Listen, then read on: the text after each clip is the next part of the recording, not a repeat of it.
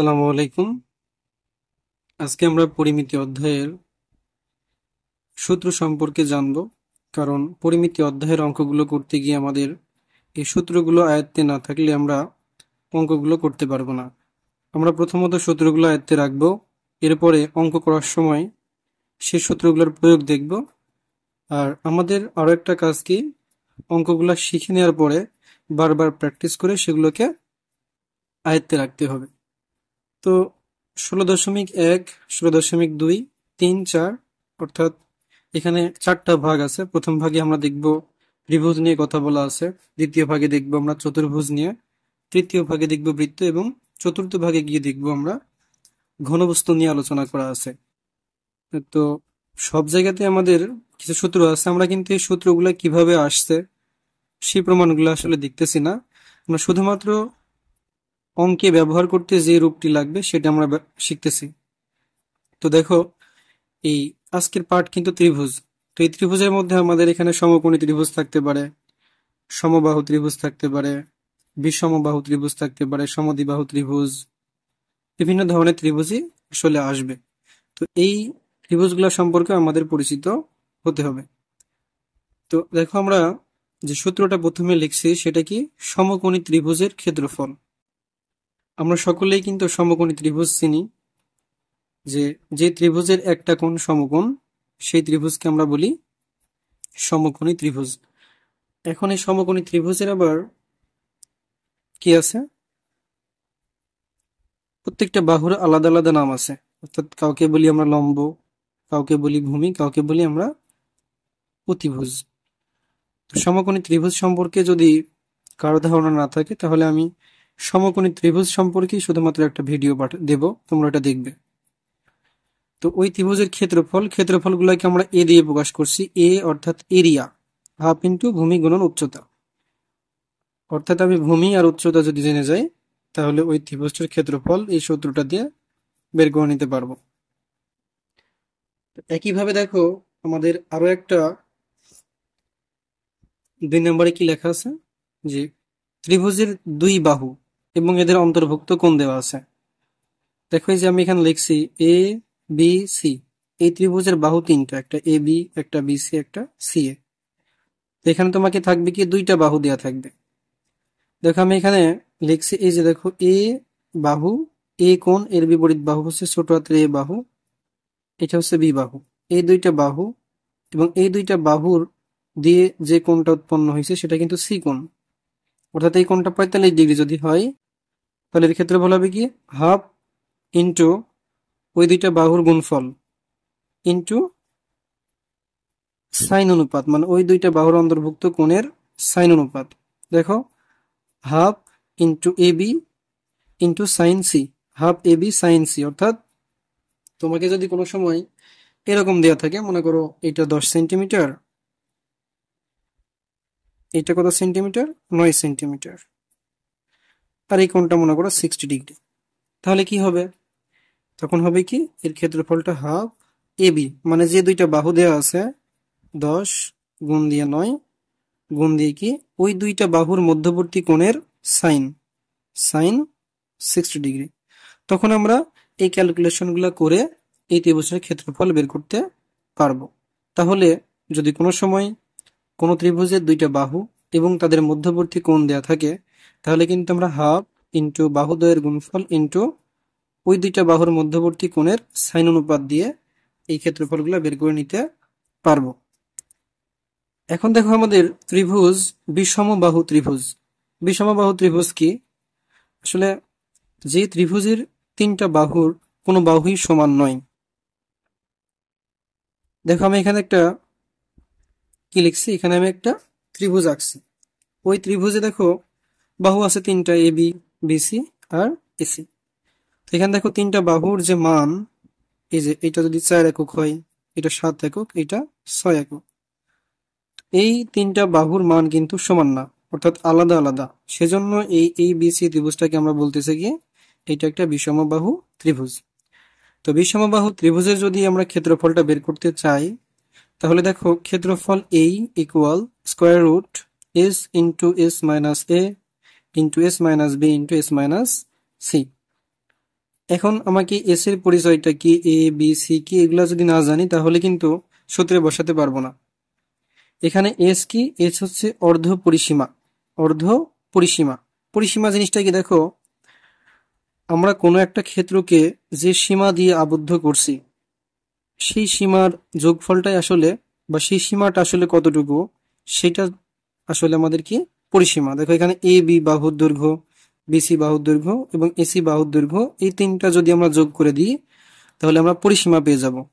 পরিসীমাকে আমরা twice S দিয়ে প্রকাশ করি, অর্থাৎ 2s ইকুয়াল কত হবে, 4 প্লাস 7 প্লাস 6। এই মানটাকে যখন আমরা 2 দিয়ে ভাগ করে দিব তখন আসলে হবে এস এর মানটা।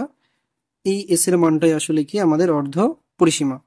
অর্থাৎ তিন বাহুকে যোগ করে আমরা যখন অর্ধেক করব তখনই আমরা এস এর মানটা পেয়ে যাব।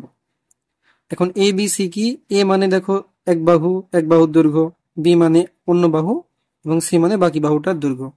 অর্থাৎ এ বি সি হলো তিনটা বাহুর দৈর্ঘ্য। তুমি এ যে কোনো একটাকে ধরতে পারবে, বি অন্য একটা, সি বাকিটাকে ধরবে। তাহলে বিষমবাহু ত্রিভুজের ক্ষেত্রফলটা কেমন হবে, A equal square root S into S minus A, S minus B into S minus C. এই ত্রিভুজের ক্ষেত্রে আমরা যদি কি করি, এই ত্রিভুজের ক্ষেত্রে আমরা যদি এই সূত্রটা প্রয়োগ করি, দেখো তাহলে আমার এখানে কত হচ্ছে, 6 আর 4 10, 10 এর সাথে 17, 17কে যদি আমরা 2 দিয়ে ভাগ করে দিই তাহলে এই মানটা আসবে কত দেখো, 8.5, 8.5। তাহলে আমরা এখানে দেখে এভাবে লিখতে পারবো যে 8.5 into 8.5 minus 4 into 8.5 minus 7 into 8.5 minus 6। এর উপর দিয়ে কি আছে, একটা স্কোয়ার রুট আছে। তখন তুমি 8.5-এর সাথে এইটা বিয়োগ করে যা হবে, এটা বিয়োগ করে যা হবে, এটা বিয়োগ করে যা হবে, সেগুলা গুণ করে দিবে। তাহলে কিন্তু আমরা যে গুণফল পাবো তার স্কোয়ার রুট করলে আমরা এই এ বি সি ত্রিভুজটার ক্ষেত্রফল পেয়ে যাব।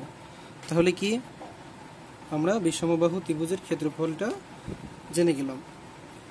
এখন দেখব কি আমরা সমবাহু ত্রিভুজের ক্ষেত্রফল।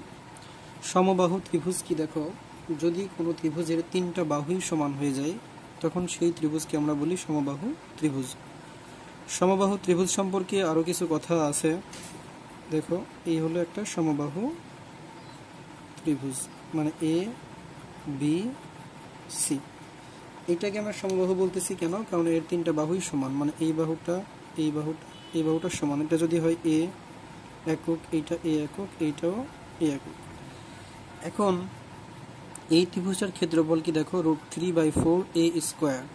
√3/4 এ কি বাহুর দৈর্ঘ্য, অর্থাৎ √3/4 ইন্টু বাহুর দৈর্ঘ্য এর উপরে স্কোয়ার। সমবাহু ত্রিভুজের ক্ষেত্রে প্রত্যেকটা কোণের মান কিন্তু সমান হয় এবং সেই মানটা হয় 60 ডিগ্রি। প্রত্যেকটা কোণের মান সমান এবং সেই মানটা হয় 60 ডিগ্রি। দেখো এখন পর্যন্ত একটা বোর্ড পরীক্ষাতে এই প্রশ্নটা আসতে দেখা গেছে যে একটা সমবাহু ত্রিভুজের মধ্যমা নির্ণয় করো, একটা সমবাহু ত্রিভুজের মধ্যমা নির্ণয় করো। তো দেখো মধ্যমা আসলে কি, আমরা যখন কোনো একটা ত্রিভুজের কোনো একটা বাহুর মধ্যবিন্দু থেকে তার বিপরীত শীর্ষবিন্দু যোগ করে দিই তাহলে যে সরল রেখাটা আমরা পেয়ে যাই সেটাই আসলে হয় কি মধ্যমা। প্রত্যেকটা ত্রিভুজে তিনটা মধ্যমা থাকে। তো এই সমবাহু ত্রিভুজের মধ্যমার ক্ষেত্রে আমরা যখন সূত্রটা ব্যবহার করব সেটা হবে কি দেখো, √3/2a। ঠিক ক্ষেত্রফলের সূত্রটা দেখে তুমি মনে রাখতে পারো কিভাবে, √3 আছে, ঠিক আছে। তো আমি যদি এই স্কোয়ারকে আর 4কে স্কোয়ার রুট করি তাহলে দেখো এখানে স্কোয়ার রুট করলে স্কোয়ারটা বাদ হয়ে এ থাকে, এটাকে স্কোয়ার রুট করলে 4টা হয়ে যায় 2। তাহলে √3a/2, √3a/2 এটা কি হবে আমাদের, এটা হবে আমাদের সমবাহু ত্রিভুজের মধ্যমা এর সূত্র। এটা কিন্তু একটা বোর্ড পরীক্ষাতে আসছে। এখন আমরা দেখব সমদ্বিবাহু ত্রিভুজ। সমদ্বিবাহু ত্রিভুজ। সমদ্বিবাহু ত্রিভুজের যে ক্ষেত্রফল, সেই ক্ষেত্রফলের সূত্রটা কি দেখো, b/4, b/4 square root 4a square minus B square, b/4 square root 4a square minus B square. এখন অনেক সময় যে ভুলটা আমরা দেখি যে 4 তোর ব্র্যাকেট দিয়ে লেখি কি a square minus B square, আসলে তা না, এটা হচ্ছে একটা পদ, এটা হচ্ছে আরেকটা পদ, মানে 4a square minus B square. এই 4টা শুধুমাত্র a স্কোয়ারের সাথেই গুণ আছে, এটা কিন্তু এই ব্র্যাকেট দিয়ে a স্কোয়ার বি স্কোয়ারের সাথে গুণ নাই। হ্যাঁ, আচ্ছা, এখন এই সূত্রে এই বি এবং এ, এই দুইটার পরিচয় আমাদেরকে জানতে হয়। তো দেখো, আমরা একটা সমদ্বিবাহু ত্রিভুজ কিন্তু এঁকে রাখছি, এ বি সি একটা ত্রিভুজ, এই ত্রিভুজের এ বি বাহু এবং এসি বাহু, এই দুইটা বাহু সমান, এই দুইটা বাহু কিন্তু সমান, মানে এইটা যদি এ একক হয়, এইটাও এ একক। তো সমদ্বিবাহু ত্রিভুজের যে দুইটা বাহুকে আমরা সমান দেখি, সেই দুইটা বাহুকে আমরা কি নামে ডাকবো? সমান সমান বাহু, সমান সমান বাহু। এই সমান সমান বাহুগুলাকে আমরা এ দিয়ে প্রকাশ করব। আর এই সমান সমান বাহু বাদ দিয়ে অন্য যে বাহুটা থাকবে সেটাকে বলবো এই সমদ্বিবাহু ত্রিভুজের ভূমি। তাহলে এগুলা কি? সমান সমান বাহু, লেখা থাকবে প্রশ্নে, সমান সমান বাহু। এখন যদি আমাকে বলে সমান সমান বাহু 4 সেন্টিমিটার, তাহলে বুঝে নিতে হবে ওই দুইটা বাহুর দৈর্ঘ্যই 7 সেন্টিমিটার। আর এই সমান সমান বাহু বাদ দিয়ে যে বাহুটা থাকবে তার নাম ভূমি বা বেজ, এটাকে আমরা বি দিয়ে প্রকাশ করব। তো এখন সমদ্বিবাহু ত্রিভুজের এই যেটা ভূমি, এই ভূমি সংলগ্ন অর্থাৎ ভূমির সাথে যে দুইটা কোণ লেগে আছে, ভূমি সংলগ্ন কোণ দুইটার মান সবসময় সমান হয়। সমদ্বিবাহু ত্রিভুজের ভূমি সংলগ্ন কোণদ্বয় পরস্পর সমান, অর্থাৎ এই বি কোণ আর সি কোণের মান পরস্পর সমান। তো দেখো, আমরা কিন্তু শিখলাম সমবাহু ত্রিভুজের প্রত্যেকটা বাহুর দৈর্ঘ্য সমান এবং প্রত্যেকটা কোণ সমান, প্রত্যেকটা কোণের মান 60 ডিগ্রি। আবার শিখলাম সমদ্বিবাহু ত্রিভুজের ক্ষেত্রে সমান সমান বাহু বাদ দিয়ে যে বাহুটা থাকে তার নাম ভূমি এবং ভূমি সংলগ্ন কোণ দুইটা পরস্পর সমান।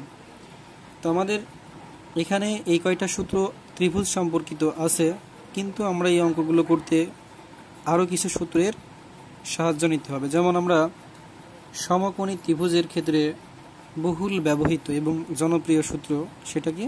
পিথাগোরাসের উপপাদ্যের যে সূত্রটা, সেটা কেমন দেখো, আমরা একটা সমকোণী ত্রিভুজ যদি নিই, একটা সমকোণী ত্রিভুজ যদি নিই, এইটা এ, এইটা বি, এইটা সি। তো এই সমকোণী ত্রিভুজে দেখো তিনটা বাহু থাকে, তিনটা বাহুকেই আমরা ভালোবেসে তিনটা নাম দিই। একটা নাম দিই অতিভুজ, একটা নাম দিই লম্ব, একটা নাম দিই ভূমি।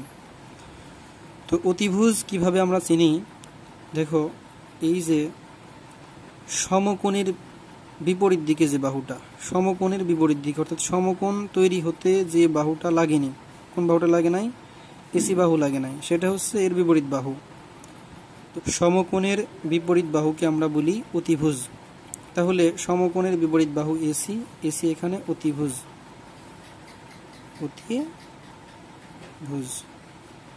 এখন সমকোণী ত্রিভুজের ক্ষেত্রে লম্ব আর ভূমি চেনাটা কিন্তু খুবই গুরুত্বপূর্ণ। সমকোণ দেখে তুমি অতিভুজকে চিনে যেতে পারো, কিন্তু লম্ব আর ভূমিকে যদি তুমি চিনতে চাও, তাহলে কিন্তু তোমাকে আরো একটা কোণের সাপেক্ষে এটা দেখতে হবে। তোমাকে যদি এ কোণ দেয়া থাকে, তাহলে এ কোণের বিপরীত বাহু হয়ে যাবে লম্ব, আর যে বাহুটা এ কোণের সাথে লেগে আছে ওইটা হয়ে যাবে ভূমি। যদি তোমাকে কোনো সময় সি কোণ দেয়া থাকে, তাহলে সি কোণের বিপরীত বাহুটা হয়ে যাবে লম্ব, আর সি কোণের সাথে যে বাহু লেগে আছে তাকে বলবো আমরা সন্নিহিত বাহু অথবা ভূমি। তাহলে সমকোণ দিয়ে অতিভুজ চেনা গেলেও অন্য দুইটা বাহু কোনটা লম্ব কোনটা ভূমি হবে সেটা কিন্তু চেনা যায় না, সেজন্য আমাদের আরো একটা কোণ জানতে হয়। তো এটাকে বলা হয় কি, যে প্রদত্ত কোণের বিপরীত বাহুকে আমরা বলবো লম্ব, আর সমকোণের বিপরীত বাহুকে আমরা বলবো অতিভুজ। এটা যদি প্রদত্ত কোণ হয় তাহলে এর বিপরীত বাহু লম্ব আর এই বাহুটা ভূমি। এটা যদি প্রদত্ত কোণ হয় তাহলে এর বিপরীত বাহু লম্ব, বাদ বাকি বাহুটা ভূমি। এখন এর সাথে সাথেও আমাদেরকে আরো কিছু সূত্র জানতে হয়। সেই সূত্রগুলো দেখো কি, এই যে ধরো এইটা আমাদের একটা সমকোণী ত্রিভুজ, এইটা আমাদের একটা সমকোণী ত্রিভুজ এই বি সি, এই হলো সমকোণ, তাহলে এইটা হচ্ছে অতিভুজ। এখন আমি তোমাদেরকে কোণ একটা দিয়ে দিলাম, মনে করলাম যে এটা সি কোণের সাপেক্ষে আমরা এই আলোচনাটা করতেছি, তার মানে এই বাহুটা লম্ব, এই বাহুটা ভূমি।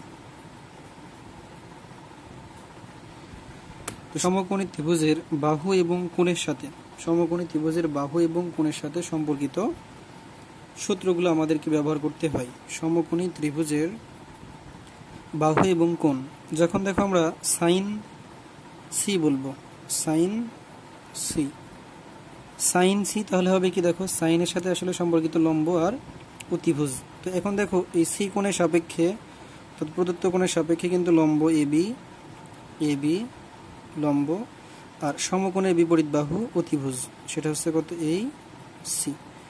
তাহলে সাইন সি ইকুয়াল কিন্তু লম্ব বাই অতিভুজ। এখন যদি আমি কস লিখি, কস সি, তাহলে কিন্তু আমাকে লিখতে হবে ভূমি বাই অতিভুজ। এখানে ভূমি কি, দেখো এই যে প্রদত্ত কোণের সাথে যে বাহুটা লেগে আছে অর্থাৎ বিসি, আর অতিভুজ কিন্তু চেঞ্জ নাই, অতিভুজ সবসময় একই থাকবে। ট্যান থিটাটা কেমন হবে, ট্যান সি হবে কি লম্ব বাই ভূমি। লম্ব এখানে দেখো এ বি, ভূমি এখানে বি সি। এই সূত্রগুলো যদি আমাদের জানা থাকে তাহলে আমরা অঙ্কগুলো খুব সহজেই করতে পারবো। সেই সাথে সাথে তোমাদেরকে সাইনের যে মানগুলো আছে, সাইন কস ট্যান কট, অন্ততপক্ষে সাইন কস ট্যান এই মানগুলো তোমাদের মনে রাখা উচিত। 0 degree, 30 degree, 60 degree, 45 degree, 90 degree, এই মানগুলো মনে রাখা খুবই খুবই প্রয়োজন। যে পদ্ধতিতে পারো এই সূত্রগুলো মনে রাখার এবং এর মানগুলো মনে রাখার জন্য আমি আলাদা ক্লাস দিতে পারি। তো অবশ্যই তোমরা এই যে আমরা যে সূত্রগুলো পড়লাম, অর্থাৎ সমকোণী ত্রিভুজের ক্ষেত্রফলের সূত্র, সমদ্বিবাহু ত্রিভুজের ক্ষেত্রফলের সূত্র, দুইটা বাহু এবং অন্তর্ভুক্ত কোণ দেওয়া থাকলে কি ধরনের সূত্র হবে, এই সূত্রগুলো যদি আমরা পারি তাহলে কিন্তু আমাদের জন্য দেখব অঙ্কগুলা অনেক সহজ হবে। এবং তোমরা এগুলো প্র্যাকটিস করার মাধ্যমে আশা করা যায় পরীক্ষায় অনেক ভালো ফলাফল করতে পারবে।